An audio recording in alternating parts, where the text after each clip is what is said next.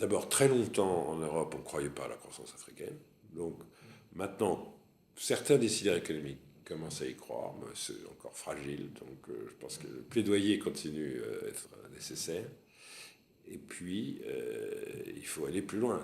Non seulement il y a de la croissance en Afrique, mais il y a des problèmes posés par la croissance en Afrique. Donc, il y a de la croissance qui ne remplit pas toutes les fonctions de la croissance, notamment pour une croissance forte, pour des raisons qui sont assez explicables. Mais il faut expliquer justement, on a une croissance faiblement intensive en emploi, on peut avoir une croissance assez fortement égalitaire, et on peut avoir une croissance qui dégrade l'environnement à grande vitesse, un petit peu comme les croissances rapides en Asie. On crée des problèmes d'environnement, dont la Chine est un exemple. Donc voilà, il ne va pas de soi que la croissance résolve tous les problèmes. Elle peut même en créer certains. Des problèmes de surchauffe, des problèmes de saturation, des problèmes de pollution, des problèmes d'inégalité. Donc il y a tout un travail à faire de plaidoyer pour l'Afrique et aussi de plaidoyer pour une Afrique un peu différente. Alors elle est en train de changer à toute vitesse, aucun continent n'a changé aussi vite dans l'histoire. Mais tout ce qui permet de faciliter le changement, c'est quand même, ça c'est un peu un apport intellectuel. Il faut absolument qu'on soutienne les intellectuels, les think tanks, les journaux, les enseignements qui mettent bien l'Afrique là où elle doit être, c'est-à-dire elle est au premier rang de beaucoup d'activités, mais elle est au dernier rang de beaucoup d'autres. Et donc il faut arriver à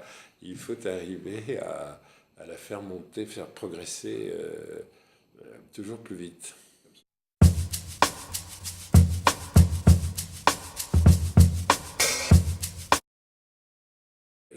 Quand vous prenez la croissance économique, à aucun moment les observateurs ne sont prêts à dire que cette croissance est complètement satisfaisante, robuste, résistante, résiliente. C'est des choses que les historiens disent a posteriori. Mais à vivre, la croissance, c'est cyclique, c'est toujours un peu heurté. Et en fait, nous sommes de très mauvais observateurs de la croissance. D'abord, on peut la nier. Ça a été très très fort. Et aujourd'hui, les gens hésitent à dire les chiffres sont faux, il n'y a pas de croissance en Afrique, il y a des nombreuses preuves que l'Afrique régresse, que l'Afrique ne progresse pas, etc. Aujourd'hui, c'est intimidant, en fait, parce que les chiffres, ils ont des sources très nombreuses, très variées, totalement indépendantes les unes des autres, et sont recoupées par énormément d'indicateurs. Donc, la posture, tous les chiffres sont faux, oui, tous les chiffres sont faux, parce qu'ils sont tous sous-estimés. En fait, chaque fois qu'on fait un contrôle empirique, ils sont tous sous-estimés. Donc, la dénégation absolue de la croissance, il faut vraiment être très, très ignorant de l'Afrique pour la nier complètement. Ça, c'est un grand changement par rapport à il y a 10 ans. Il y a 10 ans, quand vous disiez il y a une croissance soutenable en Afrique depuis maintenant une dizaine d'années, c'est un changement radical. Les gens disaient c'est faux. Et vous qui dites cela, c'est parce que vous souhaitez que ça soit comme ça, c'est parce que vous ne savez pas lire les chiffres, parce que vous ne savez pas regarder autour de vous, etc. Maintenant, on n'ose plus. Mais en revanche, on peut dire que la croissance c'est fragile, mais la croissance est toujours fragile. C'est rétrospectivement qu'on s'aperçoit que quand on a eu une croissance relativement soutenue pendant 20 ans, il s'était donc passé quelque chose d'important. Et au fond, l'important, c'était pas que ce soit volatile. Tous les phénomènes sont cycliques. C'était que c'était aussi durable et en fin de compte avec une volatilité dans une bande assez étroite.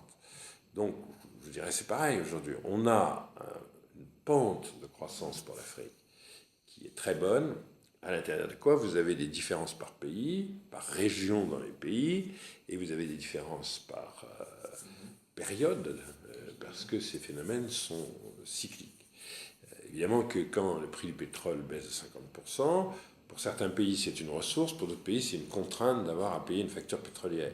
Évidemment que ça va mieux dans les pays qui ont à payer une facture pétrolière que dans les pays pour qui c'est la principale ressource fiscale. Donc évidemment, il y a des différences par pays, Ça, c'est un changement énorme. Il y a des différences sur des plus petits changements en permanence. Et les phénomènes sont cycliques. Mais ça ne change rien à la pente. Il y a une volatilité autour de la pente. Mais la pente, c'est que l'Afrique va avoir une croissance forte pendant 30 ans.